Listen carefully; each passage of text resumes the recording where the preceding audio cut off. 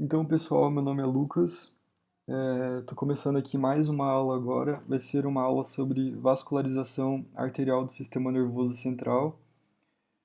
Talvez essa aula fique um pouco mais longa que a primeira, mas vai ser um pouco diferente porque eu vou tentar trazer para vocês, além da anatomia básica, eu vou tentar trazer algumas correlações clínicas e patológicas também. Eu acho que isso é bem interessante porque vocês já vão ver esse conteúdo de uma forma um pouco mais contextualizada. No final da aula eu vou deixar as referências para vocês aí no vídeo, mas acho que na descrição vai ficar um pouco mais completo. Então é muito importante a gente conhecer o básico da anatomia da irrigação arterial do encéfalo e da medula, né, para a gente entender algumas patologias básicas. Então, primeiramente, a gente precisa entender que o sistema nervoso central ele é formado por estruturas nobres, que exigem um suprimento permanente e bem elevado de glicose e oxigênio, né? Então, a atividade funcional do encéfalo, ela depende constantemente da oxidação de carboidratos e não dá para ser sustentada por um metabolismo anaeróbico, por exemplo. Então, por causa disso, quedas na concentração de oxigênio e glicose, elas não podem ser toleradas por um período muito grande. E para vocês terem ideia, uma parada da circulação cerebral por mais de 10 segundos já vai deixar a pessoa inconsciente. Então, esse assunto é muito importante. E, segundo alguns dados epidemiológicos do livro de patologia do Robbins, lá nos Estados Unidos, a cada ano, acontecem aproximadamente 795 mil casos de AVC. E dentre as principais causas isoladas de óbito nos países desenvolvidos e no mundo todo, a gente tem a cardiopatia isquêmica e o acidente vascular encefálico, né? E esses dados foram coletados no período de 2000 até 2012. Então, somente com essas informações dá para a gente ter uma noção da importância desse tema. E, e também é um tema que eu gosto bastante de estudar em neuroanatomia, né? Então, passando aqui, a gente tem um corte de um livro chamado Patologia Ilustrada, que aqui exemplifica alguns distúrbios da circulação encefálica, né? Então, primeiramente, a gente tem que entender que apesar do encéfalo representar apenas 2,5% do peso do corpo, o encéfalo recebe um sexto do débito cardíaco e 20% do oxigênio consumido pelo corpo. Então, como eu falei antes, não existe uma reserva de oxigênio ou glicose no cérebro. Então, se torna necessário um constante fluxo arterial para suprir essa demanda, né, essa necessidade do tecido cerebral. Então, uma outra coisa bem interessante é que em condições normais, o sistema nervoso central ele mantém um fluxo sanguíneo cerebral constante, que independe das variações de pressão arterial, sendo que isso funciona melhor se a pressão sistólica estiver entre 50 e 150 milímetros de mercúrio em pessoas normotensas. Ou seja, nesses valores, o cérebro ele recebe a mesma quantidade de sangue de forma constante. Porém, se tiver uma queda da pressão arterial para baixo de 50 milímetros de mercúrio ou acima de 150, esse fluxo sanguíneo cerebral que é autorregulado vai perder essa regulação. E a regulação do fluxo sanguíneo vai depender da pressão arterial sistêmica. Ou seja, se por acaso acontecer um choque hipovolêmico muito grande e a pressão sistólica for inferior a 50 milímetros de mercúrio, vai acontecer uma alteração do fluxo sanguíneo cerebral, sendo que esse aporte de sangue, o aporte sanguíneo, não vai ser regulado. Então, vai ter uma deficiência desse aporte sanguíneo, causando uma, uma quantidade menor de sangue, né? Um fluxo sanguíneo alterado.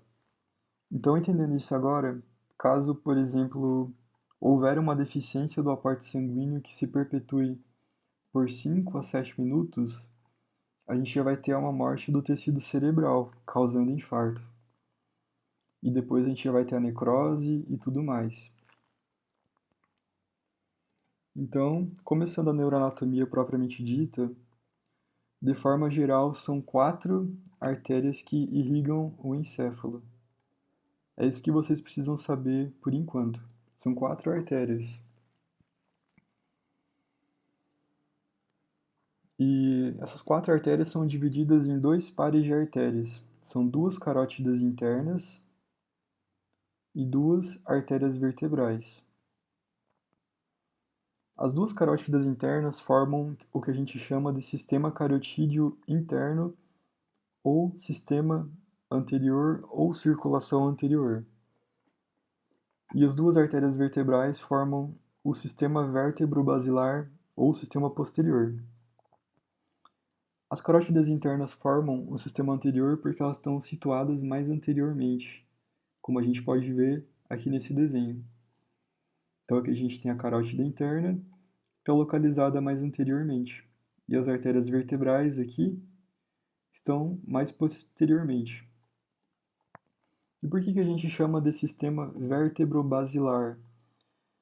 Se você ainda não teve essa aula, você vai ver que mais para frente as 2 artérias vertebrais elas se juntam, se unem para formar uma artéria ímpar, que se chama artéria basilar, que seria essa daqui que eu estou desenhando agora. Essa seria aqui a artéria basilar. Então, essa é a parte mais básica que vocês têm que saber primeiro. Que existem 4 artérias que irrigam o encéfalo, que são 2 carótidas internas e 2 artérias vertebrais. As 2 carótidas internas formam a circulação anterior e as 2 vertebrais formam a circulação posterior. Então, a gente chama de circulação anterior tudo que é derivado da carótida interna, os seus ramos, ou ela mesma, e de circulação posterior todos os ramos que são das artérias vertebrais e da artéria basilar. Então aqui a gente tem um desenho do néter agora, que vai facilitar para a gente entender exatamente a origem dessas artérias carótidas internas e vertebrais. Então, primeiramente, as artérias vertebrais, elas são ramos das artérias subclávias. Se a gente observar aqui, a gente tem a aorta, a gente tem o tronco braquiocefálico aqui e a artéria subclávia aqui. E a artéria subclávia do lado esquerdo também. Então, as artérias vertebrais, elas são os primeiros ramos das artérias subclávias, que a gente pode ver aqui. A artéria vertebral direita e a artéria vertebral esquerda. E mais aqui superiormente, elas se unem para formar a artéria basilar que eu falei antes para vocês. Então, as artérias vertebrais são os primeiros ramos das subclávias. A artéria carótida comum direita é ramo do tronco braquiocefálico. Como a gente pode ver aqui, a gente tem o tronco braquiocefálico e a artéria carótida comum direita está saindo ali do tronco.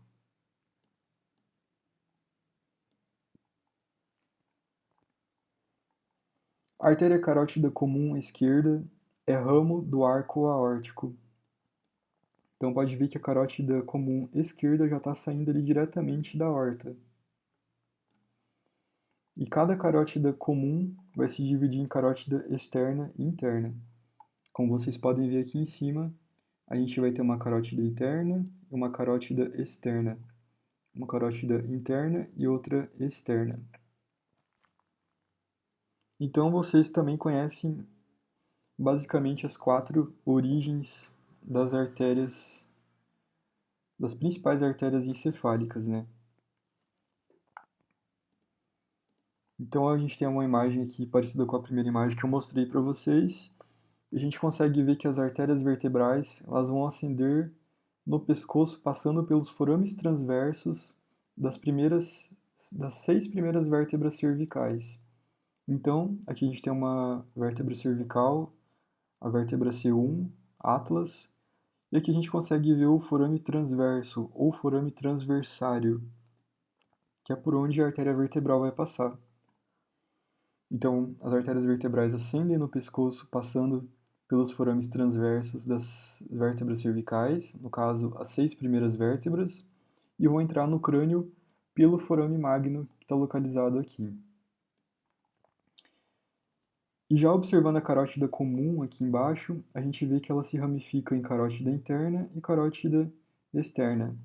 E essa ramificação ocorre na altura da cartilagem tireoide aqui.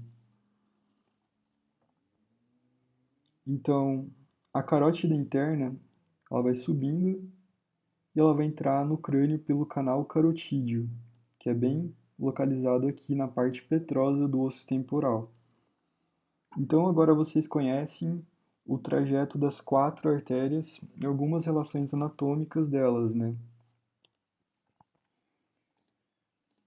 Então antes de eu começar explicando pela carótida interna, eu vou mostrar algumas coisas que são muito importantes da carótida externa.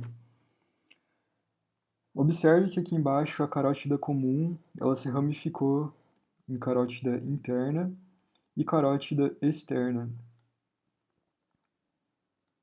E percebam que a carótida externa, ela dá um ramo mais anteriormente, que é a artéria maxilar. Então, a artéria maxilar é ramo da carótida externa, e aqui mais superiormente ela vai dar um ramo que se chama artéria meningea média, que é essa artéria que está logo aqui, que tem uma importância clínica muito grande.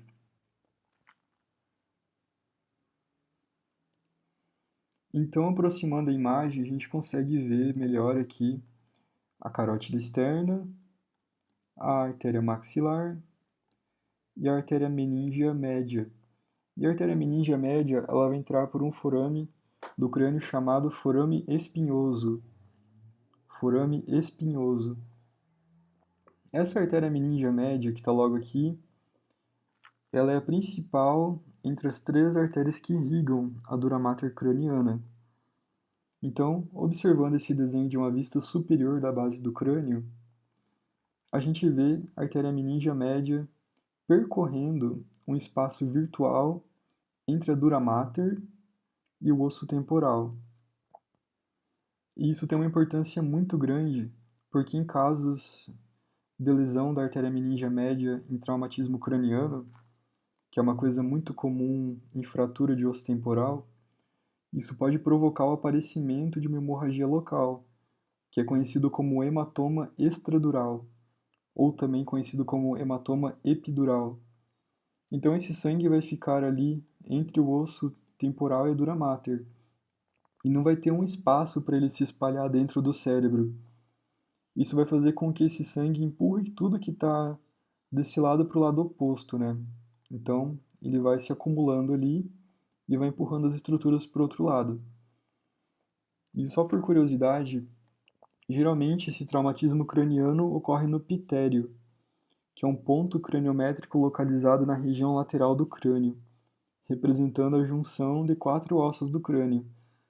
E clinicamente, o pitério é uma área importante, então, visto que ele vai se sobrepor externamente ali no crânio à divisão da artéria meningea média.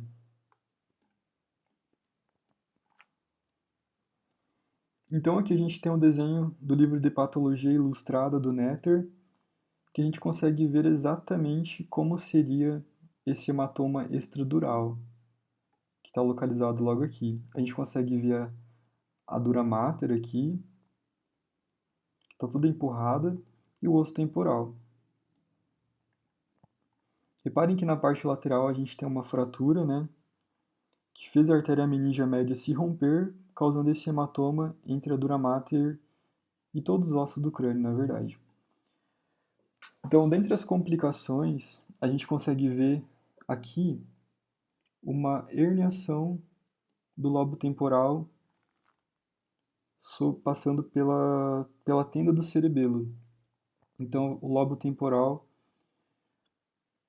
vai fazer uma herniação sobre a tenda do cerebelo, passando a tenda, na verdade.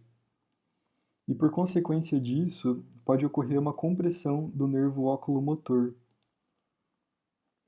levando a uma dilatação da pupila ipsilateral e uma paralisia do nervo também. Aqui no cerebelo, a gente consegue ver uma hérnia de tonsila, que consequentemente pode comprimir o bulbo, essa parte mais posterolateral do bulbo, levando o indivíduo geralmente à morte por lesão dos centros respiratório e vasomotor, né, que estão localizados ali no bulbo. Ali em cima a gente consegue ver uma mudança das estruturas da linha média, ou seja, dá para ver que as estruturas estão empurradas para o lado oposto. Também pode ter uma compressão da artéria cerebral posterior, causando uma hemianopsia homônima, que seria uma perda visual dos campos visuais contralaterais. A gente também tem uma mudança do tronco encefálico para o lado oposto, causando uma pressão da tenda do cerebelo naquelas vias que estão localizadas aqui. Também pode ter uma compressão do trato corticoespinhal e outras vias associadas, causando hemiparesia contralateral, que é uma paralisia parcial do lado oposto ao da lesão. Pode causar uma hiperreflexia tendinosa profunda e o paciente pode apresentar o sinal de Babinski positivo. Então, o sinal de Babinski positivo é um forte indicativo de que o paciente apresenta uma lesão na via piramidal, que é responsável pela motricidade voluntária, né? Então, como que é feito esse sinal de Babinski? Você vai escolher um objeto mais pontudo, como uma chave, mas também pode ser um objeto tipo um abaixador de língua de madeira, e você vai percorrer a face lateral da sola do pé, do calcanhar até a concavidade do pé, ali próximo à base do hálux, fazendo uma curva no sentido medial até ela. Você vai usar o menor estímulo possível, que é capaz de desencadear uma resposta, e dependendo da situação você pode intensificar esse estímulo um pouco, né, se for preciso.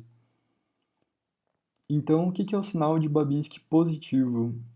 Vai ser basicamente a dorsiflexão do hálux, que geralmente é acompanhado pelo afastamento dos demais dedos. Então, esse vai ser o sinal de Babinski positivo, quando você faz esse movimento. Em indivíduos normais, ocorreria uma flexão plantar do hálux, ou seja, o hálux ficaria fletido para frente. Mas no sinal de Babinski positivo, ocorre uma flexão dorsal, ou seja, ocorre uma extensão do hálux. Então, só a partir daquela imagem anterior já dá para extrair muita coisa. Tudo isso a partir do entendimento básico da anatomia.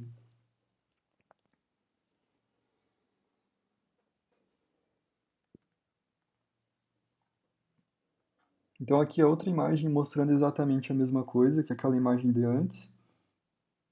Essa aqui é uma imagem daquele livro de patologia ilustrada que eu falei para vocês, né? Ele vai trazer só algumas coisas um pouco diferentes aqui, mais por curiosidade mesmo.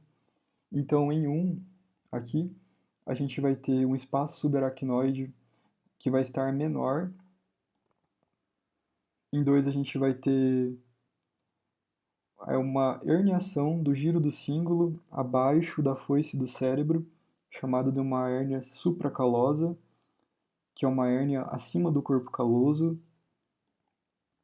Em 3, a gente vai ter uma distorção dos ventrículos laterais, uma movimentação do septo pelúcido. Em 4, o livro fala um pouco mais especificamente ainda e fala de uma herniação do giro parahipocampal sob a tenda do cerebelo. Em 5, aqui a gente vai ter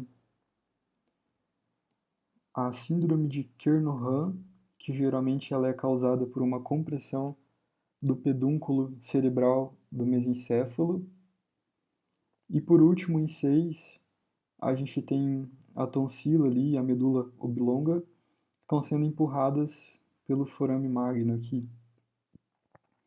Tudo isso devido a essa pressão intracraniana que está mais elevada, né? Que causa várias consequências. Então a gente já viu muita coisa sobre a artéria meningia média.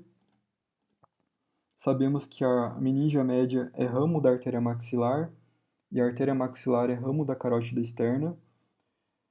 Então, vamos ver outra coisa muito importante agora da carótida externa. E se vocês repararem aqui embaixo, a gente consegue ver a carótida externa, e ela tem um ramo que se chama artéria facial, que é toda essa artéria que está aqui. E tem um outro ramo da artéria facial que se chama artéria angular. Agora repare que a gente tem artéria oftálmica aqui, né? E geralmente vai ter essa anastomose da artéria oftálmica, de ramos da artéria oftálmica com a artéria angular. Então é muito importante saber que em casos muito raros, quando a circulação da carótida interna é insuficiente, por exemplo, é possível haver uma anastomose entre essa artéria angular aqui e ramos da artéria oftálmica, que poderia ser a artéria dorsal do nariz ou o ramo frontal também. Então, se vocês observarem, a gente tem a artéria facial e a artéria angular aqui, que vai fazer uma anastomose com esses ramos que estão aqui, que são ramos da artéria oftálmica, né? Então a gente pode ver a carótida interna logo aqui. Ela dá um ramo, que é o primeiro ramo dela, que é a artéria oftálmica.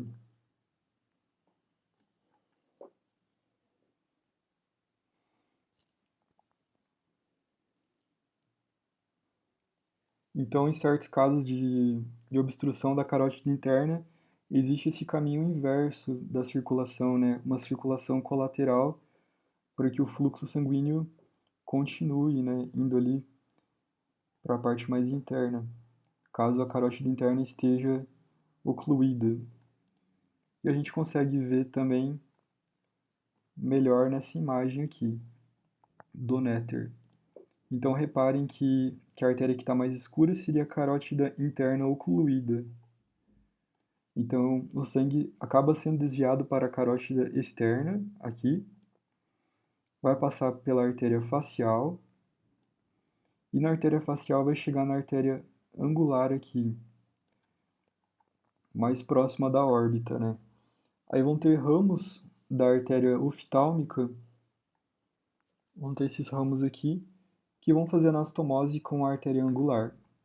Então o sangue consegue passar por esse caminho inverso aqui e chegar ali na parte do polígono de Willis, né?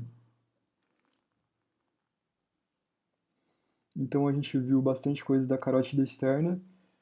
Agora vamos ver um pouco sobre a circulação anterior e a carótida interna. Então, observando então o trajeto da carótida interna, a gente vê que ela surge ali na carótida comum, na altura da cartilagem tireoide e passa pelo canal carotídeo. E outra coisa importante é que a carótida interna, em sua porção cervical, ela não dá nenhum vaso importante. Ela não tem nenhum ramo assim muito importante. Ou seja, não vai ter nenhum desvio da circulação sanguínea do cérebro nessa porção cervical da carótida interna. E ela é dividida em 4 partes que a gente vai ver agora, que são a parte cervical, a parte petrosa ou intrapetrosa, que está passando dentro do canal carotídeo, aqui na parte do osso temporal.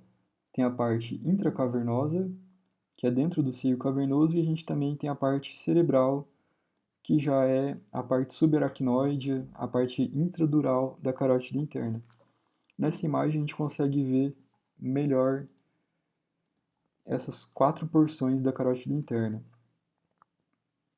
Então a gente tem a porção cervical, a porção petrosa ou intrapetrosa, a porção cavernosa e a porção cerebral, que seria toda essa daqui.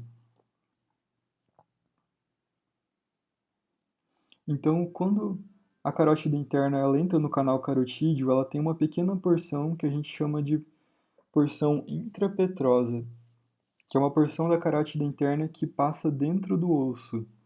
Nessa porção intrapetrosa, ela vai fazer uma curva em S, que a gente chama de sifão carotídeo. Tem a formação do sifão carotídeo.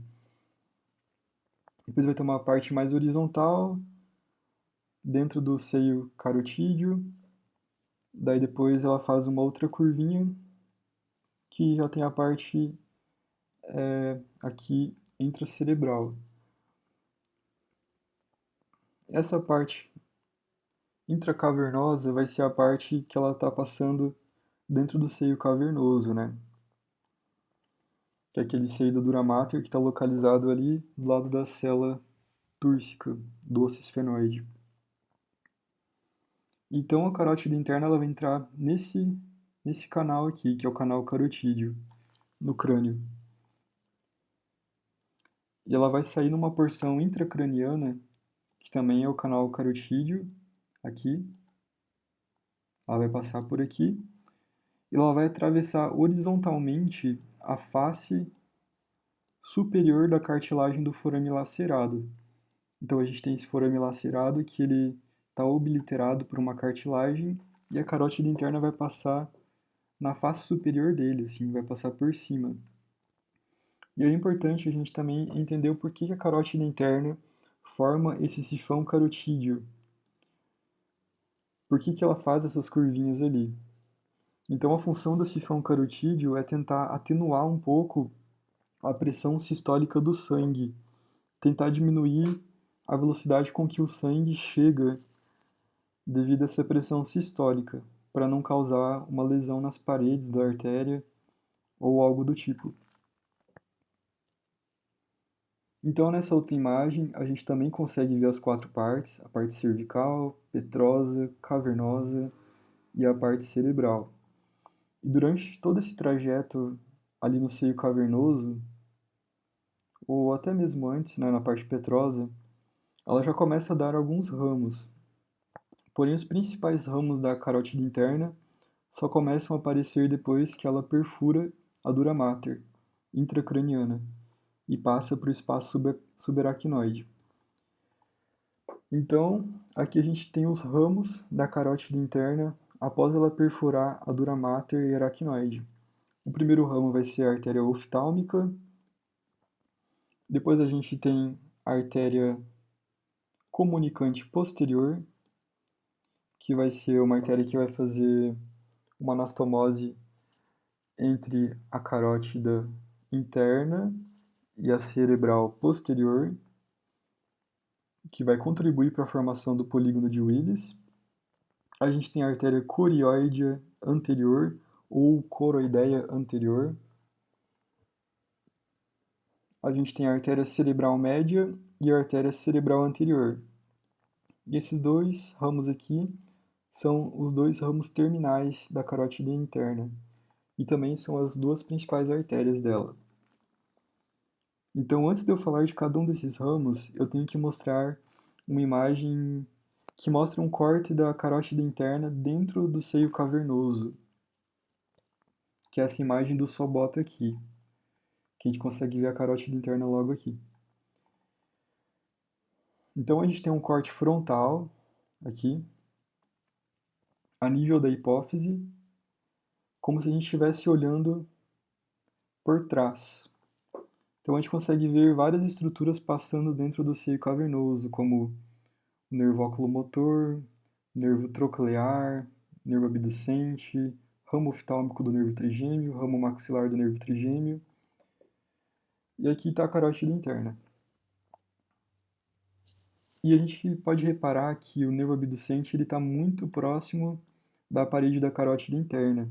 Isso tem uma importância clínica muito grande, porque aneurismas de carótida interna a nível do seio cavernoso, ou seja, aneurismas da parte intracavernosa da carótida interna, eles podem comprimir o nervo abducente e podem também comprimir outros nervos que estão ali próximos, que são esses nervos aqui.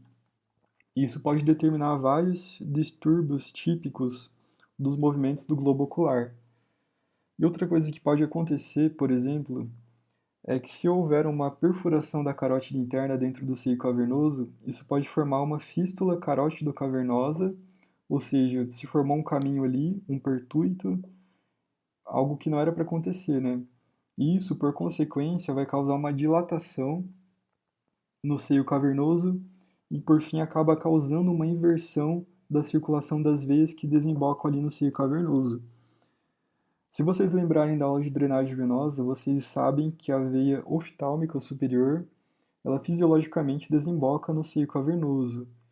Então, com a circulação invertida, a gente tem sangue da carótida interna passando pela fístula do seio cavernoso e do seio cavernoso passando para as veias oftálmicas, né? Isso vai resultar numa grande protrusão do globo ocular e que vai ficar pulsando simultaneamente com a carótida interna. Isso a gente chama de exoftalmia pulsátil. Então é muito importante a gente conhecer essas relações anatômicas para a gente entender alguns quadros clínicos típicos, né? Então agora eu vou dar continuidade à explicação anterior, falando dos principais ramos da carótida interna. Então a gente tem o primeiro ramo, que vai ser a artéria oftálmica, que está logo aqui. E a gente consegue ver que ela sai aqui, ela emerge dela, atravessa a dura mater logo abaixo do processo clinoide anterior. E essa artéria oftálmica, ela vai irrigar todo o bulbo ocular e as formações anexas aqui a ele. E como eu falei antes, ela também é uma via para a circulação colateral do encéfalo, né, em casos de oclusão da carótida interna. E só revisando então, geralmente esse caminho colateral ocorre pela anastomose da artéria angular com o ramo dorsal do nariz da artéria oftálmica. Então, o próximo ramo da carótida interna vai ser a artéria comunicante posterior. E olhando essa imagem aqui pela primeira vez, ela pode assustar um pouco, caso você esteja vendo essa aula pela primeira vez, né? Mas eu achei essa imagem naquele site, o Neurosurgical Atlas, e achei interessante porque é uma imagem 3D que mostra várias artérias importantes.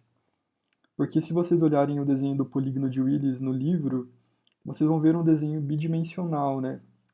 E aqui você consegue ver um pouco diferente do que você imagina como é, né? Então aqui a gente consegue ver as carótidas internas aqui, e a gente tem um ramo dela que é a comunicante posterior, que é essa artéria aqui. E você pode ver que se fosse no desenho do polígono, que depois eu vou mostrar para vocês, não dá para a gente imaginar que tem essa angulação aqui diferente. Então eu acho que é mais interessante para a gente imaginar tridimensionalmente, né? Aqui a gente tem as artérias cerebrais posteriores. Aqui seria a artéria basilar. Aqui tem as duas vertebrais, aqui. Então, é uma imagem diferente para a gente ver um pouco desses ramos, né?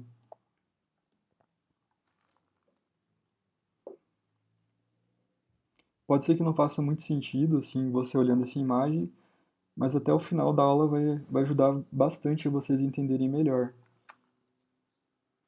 Então, a gente já viu até agora dois ramos da carótida interna, que são as artérias oftálmica e a comunicante posterior. A gente vai ver agora o terceiro ramo, que é a artéria corióidea anterior. Então, a artéria corióidea anterior, essa artériazinha que está aqui, e que a gente consegue ver também nessa imagem aqui, que está mais destacada. Ela vai se dirigir para trás, vai passar ali pelo trato óptico e vai penetrar no corno inferior do ventrículo lateral. E vai irrigar os plexos corióides, parte da cápsula interna, alguns núcleos da base e também o diencéfalo. Então é basicamente isso que precisamos saber para ter uma noção básica. Então, por fim, a carótida interna vai dar seus últimos ramos, né? Que são os seus ramos terminais, que são as artérias cerebrais média, que está logo aqui, e a artéria cerebral anterior. São os dois ramos terminais, os ramos mais importantes dela. E também aproveitando essa imagem, a gente consegue ver a comunicante posterior, que eu mostrei naquela imagem 3D para vocês. E percebam que aqui é mais fácil de identificar ela, né? Só que para imaginar tridimensionalmente, não é exatamente assim que a gente está vendo. Então aqui a gente consegue ou aproveitar essa imagem e já mostrar um pouco aqui. A gente tem a carótida interna, tem as duas vertebrais aqui, a artéria basilar, cerebral posterior, mas depois eu vou mostrar para vocês com calma o polígono de Willis, né? E só voltando um pouco agora, mais por curiosidade, até porque é algo mais específico, é interessante a gente observar que a carótida interna, em sua porção intracavernosa, ela emite alguns ramos que são as artérias hipofisárias superiores e inferiores, que vão irrigar a hipófise, o quiasma óptico, o infundíbulo da hipófise aqui, o tuber cinéreo também. Então, só mais por curiosidade mesmo. Artérias hipofisárias superiores e inferiores. Então a gente viu um pouco sobre a carótida interna, mas a gente não viu tudo sobre a circulação anterior, porque ainda falta explicar as artérias cerebrais anterior e média, mas não vou explicá-las diretamente agora, porque eu quero explicar um pouco sobre o sistema vértebro-basilar, sobre a circulação posterior. Aí depois eu vou mostrar o polígono de Willis, aí depois eu explico com mais detalhes as artérias, os sistemas anterior e posterior com mais detalhe. Então agora a gente vai ver um pouco sobre o sistema vértebro-basilar, que é formado pelas artérias vertebrais e basilar. Então, como vocês viram, né, antes, as artérias vertebrais são os primeiros ramos das subclávias. A vertebral vai passar pelos forames transversos das 6 primeiras vértebras cervicais, vão perfurar a membrana atlanto-occipital, a dura mater, aracnoide e vão entrar no crânio pelo forame magno. E reparem que a artéria vertebral também faz uma curva para diminuir a pressão do sangue. Aí depois que essas duas artérias vertebrais elas entram no crânio, ali no nível do sulco bulbopontino, que nesse desenho não está tão bom, elas vão formar a artéria basilar, que é uma artéria ímpar. Então a gente consegue ver nessa imagem da direita essa formação, que a gente tem o sistema vértebro-basilar dando início à circulação posterior. Então agora eu vou mostrar alguns ramos importantes dessas artérias. Então a gente tem a artéria. Então a gente tem os ramos da artéria vertebral. A gente vai ter artéria espinhal anterior. Então cada artéria vertebral vai dar um ramo, e esses ramos eles se anastomosam e formam a artéria espinhal anterior, que vai contribuir para a vascularização, a irrigação da medula. Também tem duas espinhais posteriores que não dá para ver nesse desenho, que estariam saindo aqui de cada lado, que vão irrigar a parte mais posterior da medula. E da vertebral a gente também tem a artéria cerebelar inferior posterior, que é conhecida pela sigla em inglês PICA. Ela vai irrigar a porção inferior e posterior do cerebelo. Então a PICA é essa artéria que está aqui. Aqui não dá para ver ela muito certinho, mas ela está aqui. Artéria cerebelar inferior posterior. E mais para frente eu vou falar dessa irrigação do cerebelo também. A gente vai ter os ramos da artéria basilar. Então o primeiro ramo vai ser essa artéria aqui, ó. Essa artéria é a artéria cerebelar inferior anterior, conhecida pela sigla em inglês AICA. Então a gente tem a PICA e a AICA. Depois a gente vai ter a artéria do labirinto na sequência, que seria essa daqui. A gente vai ter os ramos pontinos, então são todos esses ramos aqui que estão irrigando a base da ponte. E a gente vai ter a artéria cerebelar superior, que seria essa artéria aqui. E algumas pessoas chamam ela de sulca, também, sulca.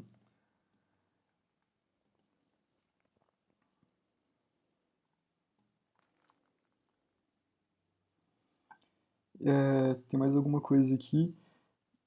Então, essa artéria do labirinto, ela vai penetrar naquele meato acústico interno, juntamente com os nervos facial e vestíbulo coclear, e ela vai vascularizar as estruturas da orelha interna, né?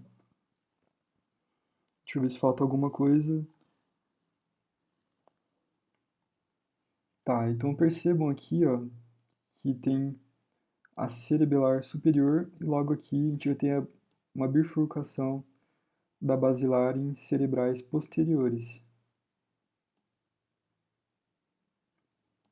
E a gente consegue ver o nervo oculomotor saindo bem aqui. Então, nessa imagem aqui, a gente tem um marco anatômico muito importante. E a gente consegue identificar vários ramos que eu citei antes para vocês. Então, esse marco anatômico seria a emergência do nervo oculomotor entre duas artérias, que é a artéria cerebelar superior e a artéria cerebral posterior. Então, o nervo oculomotor está saindo entre essas duas artérias.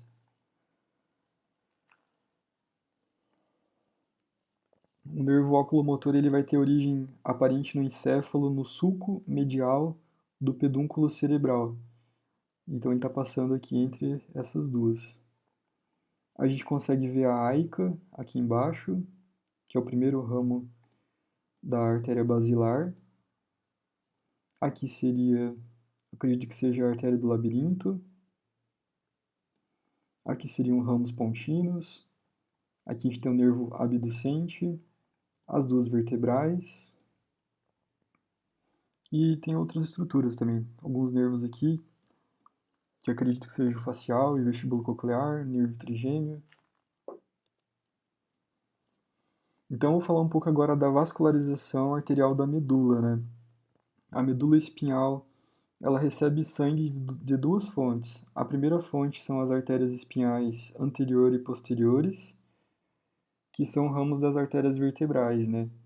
E a segunda fonte são as artérias radiculares, que são ramos de vasos segmentares, como, como ramos de artérias cervicais, artérias intercostais, artérias lombares, ou seja, geralmente vão ser ramos de artérias que vêm de fora da coluna vertebral.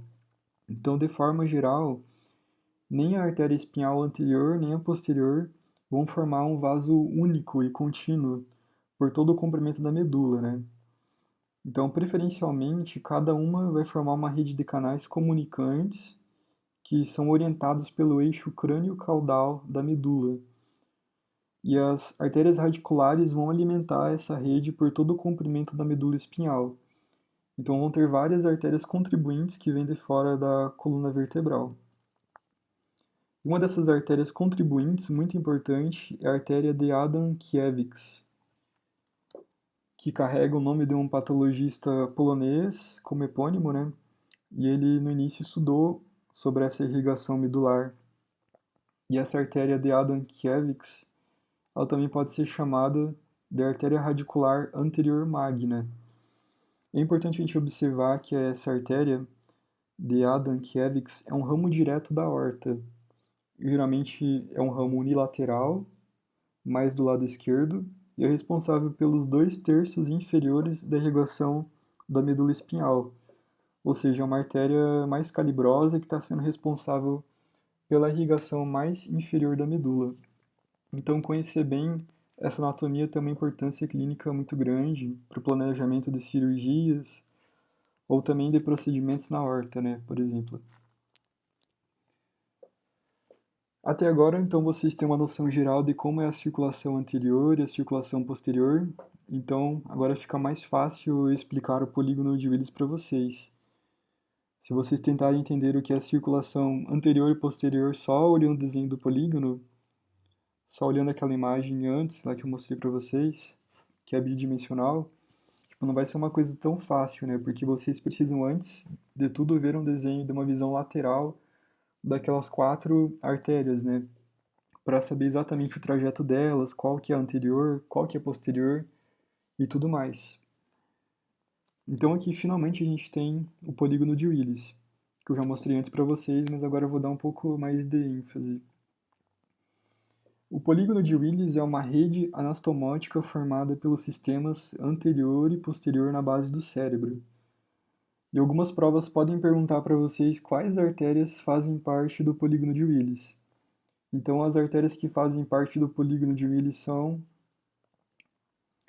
essas artérias aqui, ó. Vão ser as duas comunicantes,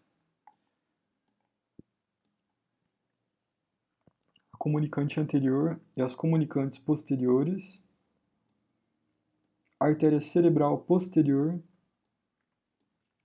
e a artéria cerebral anterior e a carótida interna também.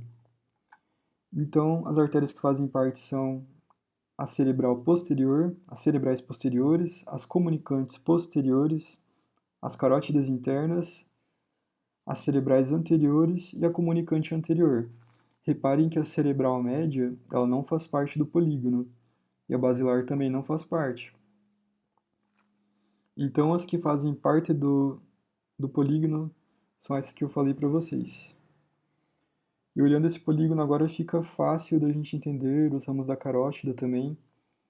A gente consegue ver aqui, por exemplo, a gente teria aqui a carótida, tem a artéria coroioide anterior, né? Tem a cerebral anterior, a cerebral média, a artéria oftálmica aqui, que é o primeiro ramo, comunicante posterior. Então fica mais fácil de a gente entender também. Então, aqui de caudal para cranial a gente vai ter a artéria vertebral, as duas artérias vertebrais. Da vertebral não está desenhado aqui, mas vai sair a paica, que é a artéria cerebelar inferior posterior. Aqui na basilar, o primeiro ramo dela vai ser a aica, que está aqui. A gente tem a artéria do labirinto, saindo aqui da aica, da basilar. A gente tem os ramos pontinos, temos a artéria cerebelar superior aqui, e temos artérias cerebrais posteriores. E entre essas duas estaria saindo o nervo oculomotor aqui. Então, unindo as cerebrais posteriores à carótida, a gente tem uma anastomose que é a artéria comunicante posterior, de cada lado. Daí a gente tem a carótida interna e seus dois ramos, que é a cerebral média e a cerebral anterior. E unindo as duas cerebrais anteriores, a gente tem uma anastomose, que é a artéria comunicante anterior. E se vocês repararem aqui no polígono, vocês vão ver que tem várias artérias de pequeno calibre aqui, ó, que são pequenas artérias que a gente chama de ramos centrais, que podem se originar ali do polígono mesmo, ou de vasos ali próximos ao polígono de Willis. Então, muitas dessas artérias elas vão entrar no encéfalo pelas substâncias perfuradas anterior e posterior.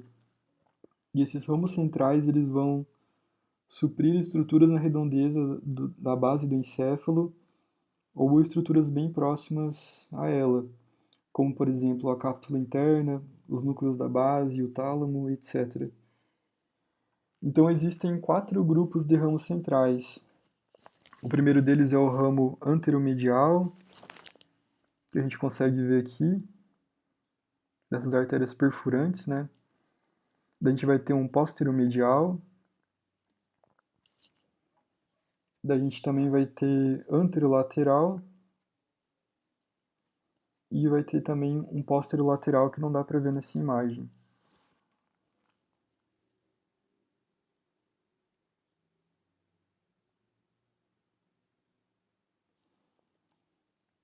Então, agora eu só vou mostrar algumas imagens para vocês, para a gente ir revisando as estruturas, para a gente ir localizando.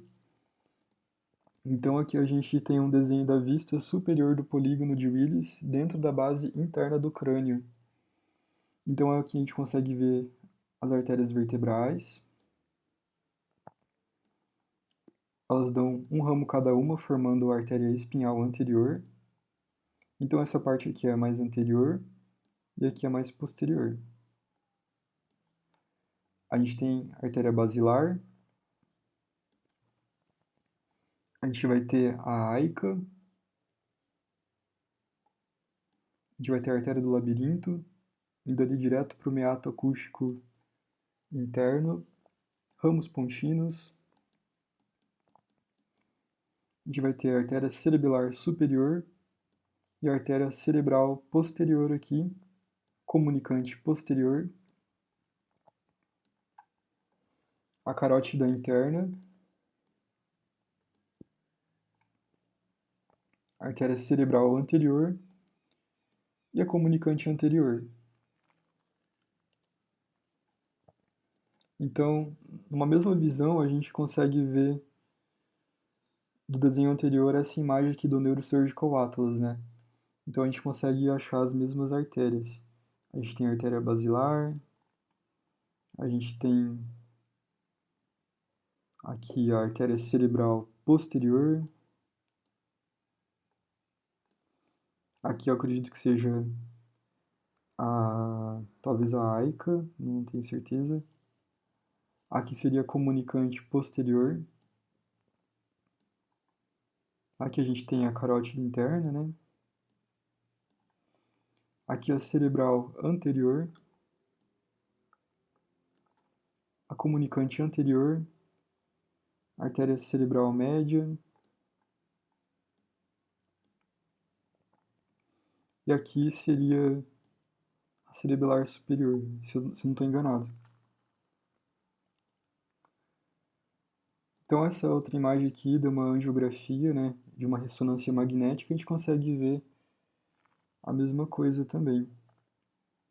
Tem a cerebral média, indo para uma região mais lateral, a cerebral anterior, indo ali mais para a face medial do cérebro, comunicante posterior, unindo a carótida à cerebral posterior, cerebral posterior aqui,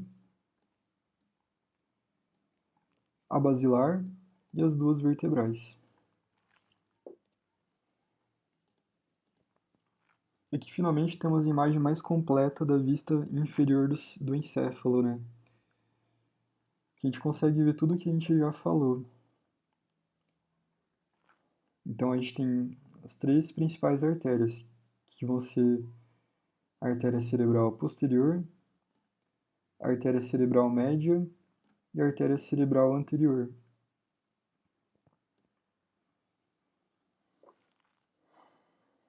Completando esse desenho do Néther, a gente também tem essa outra imagem aqui para a gente localizar as estruturas, né? Mas eu não vou mostrar tudo porque senão ela vai ficar muito longa. Então, agora que a gente conhece bem o polígono de Willis, a gente tem outras correlações patológicas, né, muito importantes, que são, nesse caso aqui, os aneurismas cerebrais e sua consequência mais comum, que é a hemorragia subaracnoide, quando tem um sangramento ali dentro do espaço subaracnoide. Então, basicamente, um aneurisma é uma lesão causada pela dilatação da luz vascular devido a um enfraquecimento da parede da artéria. E os aneurismas eles podem acontecer em todo o sistema vascular. Pode ter aneurisma de artéria axilar, da aorta também, qualquer artéria. Então, no polígono de Willis, o local que mais ocorre esses aneurismas são as regiões de bifurcação, regiões próximas às junções arteriais, aqui assim, aqui, as regiões que têm um ângulo menor sendo formado aqui. Uma região onde a parede arterial acabou ficando mais enfraquecida. Então, nessa imagem, a gente consegue ver os locais que mais ocorrem, né? Que são nas junções. Aqui, nesse caso aqui, a gente tem na carótida interna 40% e 30% na comunicante anterior. Então, a maior preocupação é quando esse aneurisma rompe, né? Causando um AVC hemorrágico. Porém, nem todos os aneurismas eles se rompem, às vezes são encontrados, tipo, por acaso, numa autópsia. Então, aqui à esquerda a gente tem uma imagem do Moore. Então, ao longo do tempo, principalmente em pessoas que têm hipertensão arterial, vai tendo uma expansão dessa parte mais fraca da parede da artéria, causando essa dilatação. e depois esse aneurisma ele pode se romper. Isso vai causar uma entrada de sangue no espaço subaracnoide. Então, a súbita ruptura de um aneurisma geralmente vai causar cefaleia intensa, uma cefaleia insuportável e também vai causar uma rigidez na nuca. E essas manifestações clínicas, elas se devem a esse grande sangramento que teve ali no espaço subaracnoide. Então, nessa imagem aqui à direita, a gente consegue ver uma imagem do Robbins, que mostra os locais mais comuns dos aneurismas saculares do polígono de Willis. Então, repare que a gente tem 40% aqui na comunicante anterior. Esse aqui é o local que mais ocorre também da carótida interna, também ocorre bastante. E reparem que a maioria ocorre na circulação anterior, né? E sabemos que da circulação anterior a gente tem duas grandes artérias que irrigam o córtex cerebral, que são as artérias cerebrais média e anterior. Então, se acontecer um AVC hemorrágico de alguma delas, vão ter manifestações clínicas específicas para cada caso. E daqui a pouco isso vai ficar um pouco mais claro, porque eu vou explicar cada uma dessas artérias e os territórios corticais delas especificamente. Então, aqui mais uma imagem que eu quis colocar aqui também, eu achei bem bonita, que mostra essa distribuição dos aneurismas cerebrais, né? Então, 85% dos aneurismas são da circulação anterior e aproximadamente 15% da circulação posterior. Então agora eu vou falar um pouco da artéria cerebral anterior, especificamente. A gente sabe que a artéria cerebral anterior é um dos ramos terminais da carótida interna, sendo menor que a cerebral média. Então qual que é o trajeto da artéria cerebral anterior? Então aqui a gente tem a carótida interna direita e aqui a gente tem a artéria cerebral anterior. Então a artéria cerebral anterior ela se ramifica da carótida interna, ela se dirige para diante e para cima, se encurvando ao redor do corpo caloso, do joelho do corpo caloso. Ela vai se ramificando na face medial, desde o lobo frontal até o sulco parieto-occipital, né? Ela também se distribui a uma parte mais alta da face dorsolateral, que não dá para ver nessa imagem, mas ela tem ramos que vai aqui para face superlateral, dorsolateral, que vai se limitar com os ramos da cerebral média. E depois eu vou mostrar isso para vocês entenderem melhor. Então, obstruções da cerebral anterior vão causar paralisia e diminuição da sensibilidade no membro inferior do lado oposto. Isso devido às lesões de parte das áreas corticais motora e sensitiva, né? Que nesse caso correspondem ao lobo paracentral, que está logo aqui. E nessa porção mais alta dos giros pré e pós-central. Então é importante a gente ver aqui também que a gente consegue ver a artéria comunicante anterior cortada, né? Que estaria se ligando a outra artéria cerebral anterior. Em alguns casos, essa comunicante anterior pode ser até dupla, podem ter duas artérias comunicantes anteriores. Então, nessa ilustração, a gente consegue ver alguns ramos principais da cerebral anterior, que não precisa decorar, mas mais por curiosidade mesmo, né? Então, a gente tem a artéria fronto-basilar medial, a artéria polar frontal. Esses dois ramos aqui são muito importantes, que são a artéria caloso-marginal e a artéria pericalosa, que vai passar logo aqui por cima do sulco do corpo caloso, né? Então aqui a gente tem uma outra imagem que a gente consegue ver a artéria cerebral anterior cursando aqui na face medial e dando vários ramos, né? Então aqui está a cerebral anterior ramificando toda a face medial do cérebro. Aqui tem uma imagem mais aproximada, a gente consegue ver aqui ela, né? Se eu não me engano, aqui são duas carótidas internas, eu não sei se é exatamente isso, se eles deixaram as duas aqui. Não, as duas cerebrais anteriores, desculpa. Eu não tenho certeza. Mas aqui a gente consegue ver a cerebral anterior, né? E se ramificando aqui, dando vários ramos. E eu não tenho certeza se são as duas cerebrais anteriores que estão aqui. Então vamos ver um pouco da cerebral média agora. A cerebral média é o principal ramo da carótida interna. Ela percorre o sulco lateral, aqui, em toda a sua extensão, profundamente ao sulco lateral. Então, em primeiro lugar, ela segue pelo sulco lateral, depois mais superior e posteriormente ela passa pelo lobo da ínsula. Ela se divide em vários ramos para o lobo insular e para a face superolateral do cérebro, que é essa face aqui, ou também chamada de face dorsolateral. Então, assim como a cerebral anterior, ela possui ramos do córtex cerebral e também tem ramos mais centrais, irrigando estruturas profundas do cérebro. Então, de modo geral, a cerebral média ela irriga toda a superfície lateral do cérebro, com exceção do lobo occipital e de uma estreita faixa inferior no lobo temporal.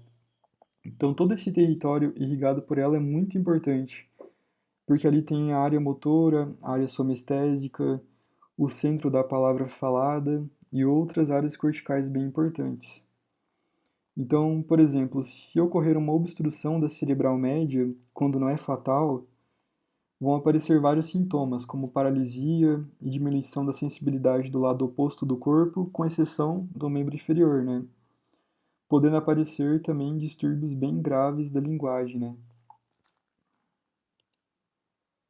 Aqui é só uma imagem para a gente ver o percurso, né, da cerebral média, passando aqui, ó, de alguns ramos mais centrais, mais profundos. E nessa outra imagem aqui, se a gente abrir o sulco lateral, a gente afastando o lobo temporal e expondo a ínsula, a gente consegue ver o trajeto da cerebral média logo ali, né?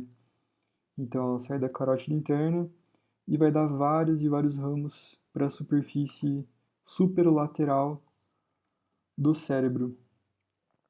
E reparem que aqui em cima, esses ramos que estão vindo aqui são da cerebral anterior, que estão tentando fazer uma anastomose com os ramos da cerebral média.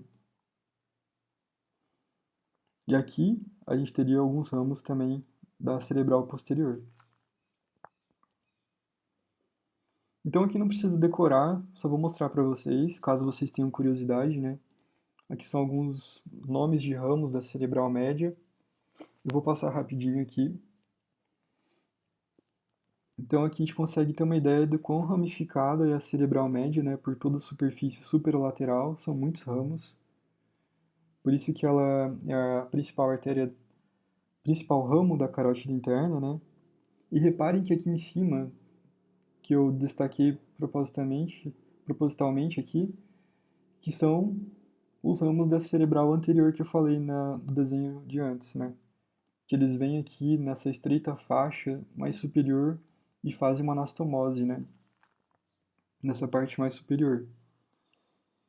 Então, por mais que aconteça uma obstrução de alguma dessas artérias, ainda existem anastomoses, que são essas que tentam ajudar um pouco caso isso acontecer.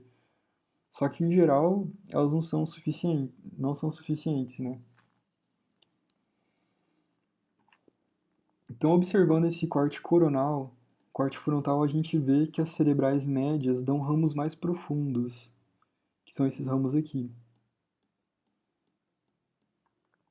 conhecidos como artérias estriadas ou artérias lentículo-estriadas. Então, a cerebral média passando aqui pelo sulco lateral, e nessa parte aqui vão ter artérias que são as artérias lentículo-estriadas que vão irrigar os núcleos da base, basicamente isso. Então, se vocês observarem, a cerebral média ela tem um calibre relativamente grande, né? Bem grande. E essas artérias lenticuloestriadas, elas são bem mais fininhas. Então, se ocorrer um AVC isquêmico ou hemorrágico nessas artérias, pode determinar um quadro bem grave. Então, a gente vai ter um vaso grande, de grande calibre, dando ramos de pequeno calibre. Aí, se a pessoa tem hipertensão, por exemplo, já tem chance dessa pressão alta ser transmitida para essas artérias pequenas, né? E assim esses vasos aqui ficam suscetíveis a um rompimento. Se esses vasos romperem aqui, a gente vai ter a gente vai ter um AVC hemorrágico causando um hematoma intraparenquimatoso, que a gente chama de intraparenquimatoso. Então a gente viu no início o hematoma epidural, a gente viu uma hemorragia subaracnoide e a gente vai ver agora um hematoma intraparenquimatoso, que seria nessa região aqui, mais internamente ao cérebro. Então nessas imagens é um pouco mais didático para a gente entender. A gente vai ver a patogênese, a gente vai ver a sequência de eventos que desencadeou essa doença, né? Então aqui em a gente vai ter a formação de microaneurisma numa artéria lentícula estriada como resultado de uma hipertensão. Em B, a gente vai ter uma ruptura daquele aneurisma, né? Isso vai causar uma pressão sobre os vasos que estão ali próximos. Em C, esses vasos, por uma pressão elevada, eles acabam também se rompendo, né? E eles vão todos se rompendo aqui por causa da pressão que ficou mais elevada. E em D, a gente vai ter uma quantidade de sangue que vai ser extravasada, que ela depende da turgência do tecido em oposição à pressão arterial intravascular, alguma coisa assim. Então, nessa outra imagem, aqui a gente vai ter essa formação de um hematoma bem grande nessa região, como desse desenho aqui. Então, esse sangue ele pode se extravasar para dentro dos ventrículos laterais, então o que está aqui dá para ver. Ele pode descer para o terceiro ventrículo aqui e também pode ir lá para o quarto ventrículo e também pode permear o espaço subaracnoide também. E nessa imagem de tomografia a gente consegue ver toda essa região aqui dos ventrículos laterais, aqui se estendendo dos núcleos da base para os ventrículos laterais, uma hemorragia bem grande, né? Uma quantidade de sangue bem enorme ali. Então agora eu vou falar um pouco sobre as artérias cerebrais posteriores, né, que são a ramificação da artéria basilar. Então, qual que é o trajeto da artéria cerebral posterior? Então, as duas cerebrais posteriores, elas são ramos da bifurcação da artéria basilar que a gente consegue ver aqui. Daí elas vão se dirigir para trás, vão contornar o pedúnculo cerebral do mesencéfalo e elas vão percorrer a face inferior do lobo temporal até o lobo occipital. Então ela vai passar aqui no giro parahipocampal e vai até o sulco calcarino. Então a cerebral posterior, ela distribui sangue para todo o lobo occipital e toda essa superfície aqui inferior do lobo temporal.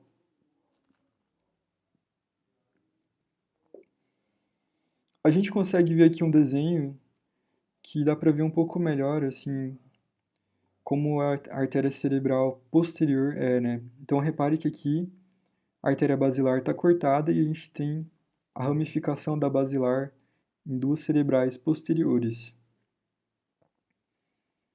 Então reparem que aqui vão ter várias partes específicas de nomes das artérias cerebrais, né? No caso, a parte P1 vai ser a parte pré-comunicante da cerebral posterior. Aí tem a parte P2, que é pós-comunicante, e tem outras partes que não preciso saber. É algo mais específico. Então, aqui nessa imagem, na mesma visão que a imagem anterior, né? A gente consegue ver que a artéria cerebral posterior, que está aqui, mais destacada em vermelho, ela dá uma volta no pedúnculo cerebral do mesencéfalo, né? E vai irrigar as porções ali do lobo occipital, da face inferior do lobo temporal, né? Então, a artéria cerebral posterior, ela irriga a área visual situada nos lábios do sulco calcarino. E se tiver uma obstrução da cerebral posterior, vai causar uma cegueira em uma parte do campo visual.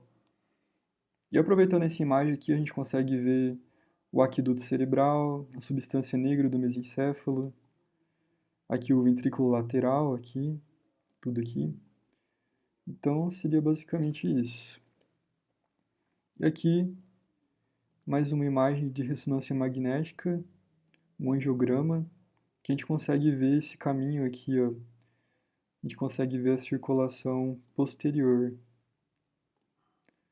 Essa voltinha que dá no pedúnculo cerebral. E essa visão aqui é uma visão vista de baixo, né?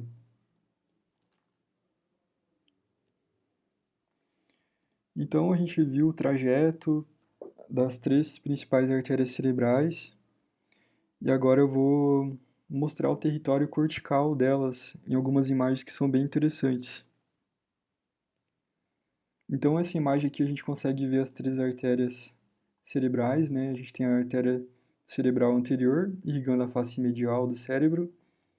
A cerebral média, nesse desenho não está tão bom, mas dá para ver que ela está irrigando, está passando ali no sulco lateral, né? Mas nessa imagem não é tão boa, nessa parte. A gente consegue ver a cerebral posterior, irrigando toda a parte aqui do lobo occipital, da face inferior do lobo temporal. E tem essa imagem aqui do Grace, que eu gostei bastante, que fica bastante visível, assim, o território cortical de cada artéria, né? Então aqui em vermelho a gente tem o território da cerebral média. E como eu falei antes para vocês, a cerebral anterior ainda vai pegar uma faixa da superfície dorsolateral aqui, mais superior. Em amarelo a gente tem o território, a área da cerebral posterior. E aqui em azul, toda a face medial, praticamente, quase toda a face medial, a gente tem o território da cerebral anterior. Aqui mais uma imagem para a gente ver também, para complementar um pouco mais, né, com uma vista inferior e uma vista superior também.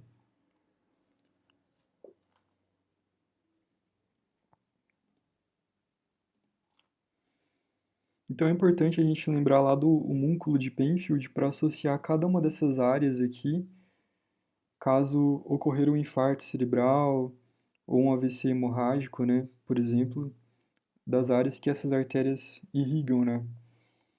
Um infarto cerebral normalmente ele está associado com uma aterosclerose, ou também pode ocorrer uma oclusão da artéria devido a uma estenose, né.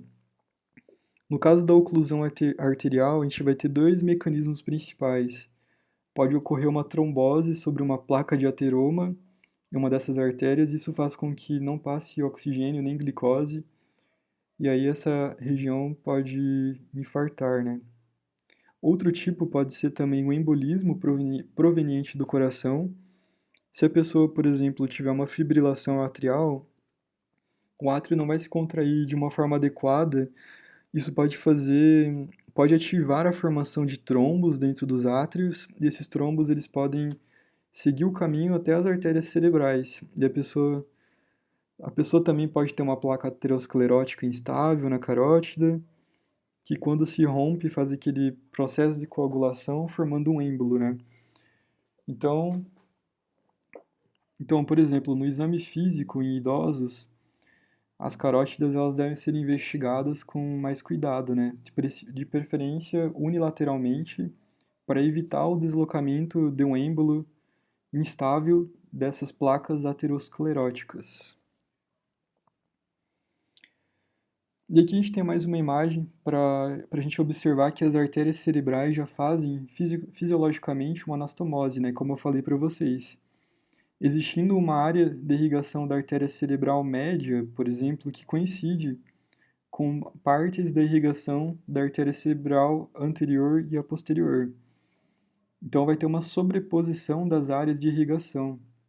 E graças a essa sobreposição, uma obstrução de cerebral média vai causar um infarto não totalmente nessa área de irrigação da cerebral média, porque parte da cerebral posterior e anterior conseguem ainda irrigar essas áreas de anastomose. Só que essas anastomoses elas não são suficientes em muitos casos, né? Então, por exemplo, nessa imagem, toda essa área acinzentada aqui é a área de irrigação da artéria cerebral média. E essa daqui seria uma imagem que mostraria, se caso acontecesse um infarto, por exemplo, uma isquemia, qual área que... Essa aqui seria a área de infarto, né? Porque a cerebral anterior ainda consegue suprir essa região mais superior e a cerebral posterior consegue suprir essa parte aqui também de baixo.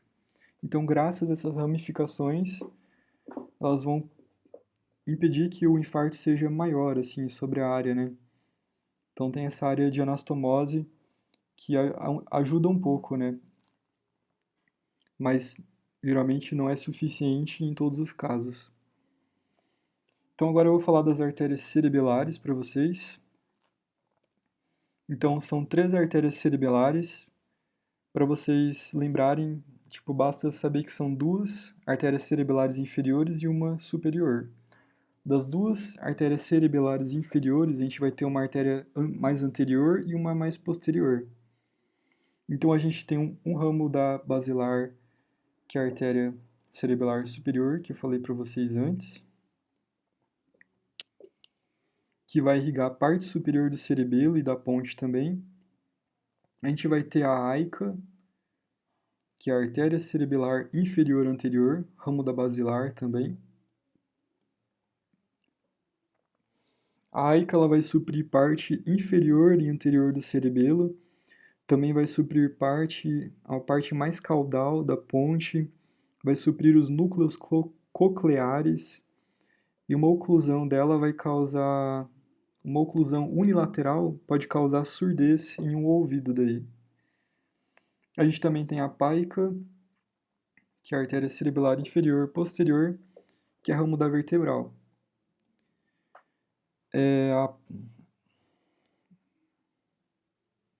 A PAICA ela vai irrigar a parte inferior e posterior do cerebelo e também uma parte posterolateral do bulbo. Quando acontece uma oclusão da PAICA causando um infarto, a gente tem uma síndrome que é conhecida como síndrome de Wallenberg, que eu vou falar dela daqui a pouco. Então aqui a gente consegue ver as 3 artérias cerebelares, né? A gente tem a PAICA, que está aqui em português, artéria cerebelar posterior inferior. Então a PAICA ela vai irrigar parte basal dos hemisférios cerebelares, parte inferior do vermes, parte dos núcleos do cerebelo, plexo coroide do quarto ventrículo e parte dorsolateral do bulbo. Aqui a gente tem a AICA, artéria cerebelar anterior inferior. Ela vai irrigar o flóculo do cerebelo e toda a parte anterior do hemisfério cerebelar. E a gente tem aqui a artéria cerebelar superior. A artéria que ela vai se originar abaixo do topo da basilar, irriga a parte posterior do hemisfério cerebelar, essa parte posterior aqui, e a parte superior do vermes, e ela também origina ramos para o tegmento do mesencéfalo. Então tem essa imagem aqui do Sobota que é bem legal também da gente ver as artérias. Aqui a gente tem a PAICA, ramo da vertebral, irrigando toda essa região aqui. A gente tem a AICA aqui e a artéria cerebelar superior, irrigando toda essa parte superior e mais posterior aqui também. Aqui mais uma imagem mostrando exatamente a mesma coisa, né? A gente tem a PAICA, a AICA e a artéria cerebelar superior.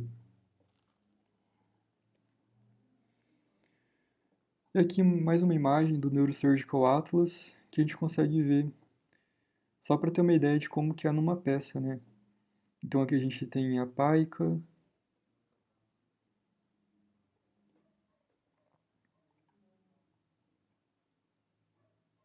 aqui também, a gente tem a aica aqui também, e aqui a artéria cerebelar superior. Nessa outra imagem aqui de uma vista ventral, a gente tem a paica aqui, que ela está bem. Aqui também tem a paica, a gente consegue ver a aica aqui também. E aqui em cima, a artéria cerebelar superior. Agora eu vou explicar para vocês um pouco da síndrome de Wallenberg, que está relacionada à paica, né, que também pode ser conhecida como síndrome da artéria cerebelar inferior posterior, né? E nesse tracejado aqui, se a gente fizer um corte, uma secção, bem aqui em B3, de um corte transversal, a gente vai ter esse plano aqui, que a gente consegue ver o território da artéria cerebelar inferior posterior, aqui em verde, o território de irrigação da paica, e aqui em azul claro, uma cor meio esverdeada também, um ciano, a gente consegue ver o território de irrigação da artéria vertebral, né? Então ali é uma região mais posterolateral e aqui uma região um pouco mais anterior.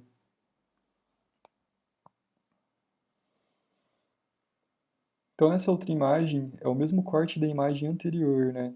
Então a gente consegue ver várias estruturas ali situadas. Aqui a gente tem o território da paica e da artéria vertebral. Então a gente consegue ver várias estruturas localizadas no território de irrigação da paica. A gente vai ter o pedúnculo cerebelar inferior, a gente vai ter o núcleo e trato do nervo trigêmeo, a gente também vai ter o núcleo ambíguo, e a gente vai ter um sistema lateral, anterolateral. Então, caso houver uma trombose da paica, uma oclusão e depois um infarto dela, a gente vai ter uma lesão de toda essa região e dessas estruturas que estão localizadas no território de irrigação dela. Então, uma lesão no pedúnculo cerebelar inferior vai causar uma incoordenação de movimentos na metade ipsilateral do corpo.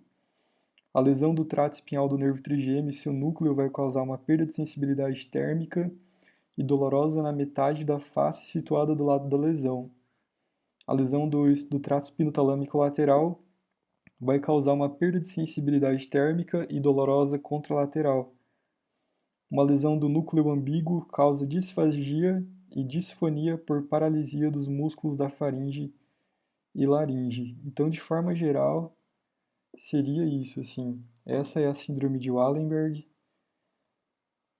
Então, a gente consegue ver vários sintomas relacionados à lesão de todas essas estruturas aqui. Então, essa foi mais uma aula, pessoal. Essas aqui são as referências. Qualquer coisa da aula, me mandem um comentário aí, uma sugestão. Se tiver um erro, também me avisem. Então é isso, pessoal. Obrigado e até a próxima aula.